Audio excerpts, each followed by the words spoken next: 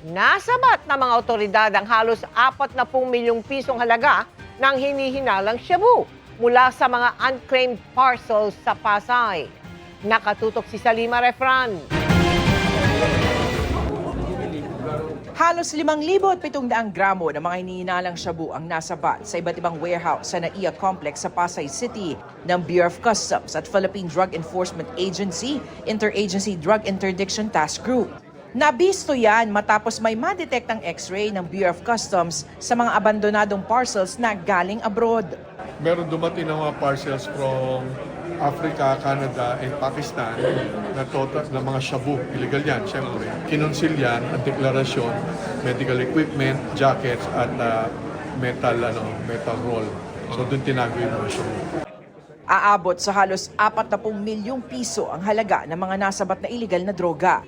Sinusubukan umano ng mga otoridad na kontakin ang nagpadala ng mga parcel. Kinokontak natin yung nagpadala niyan, syempre nagtatago yun. Kaya minabuti na natin ipakita sa publiko. Mula Enero hanggang Marso 29 ay halos 2 bilyong pisong halaga ng illegal na droga na ang nasabat ng customs nationwide.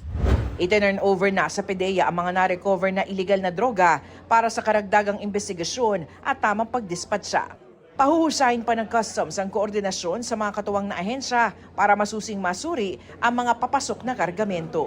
So mahuli naman natin to, lalo na pagdadaan niya ng international ports, airports at seaports. Salima Refran, Nakatutok, 24 Oras.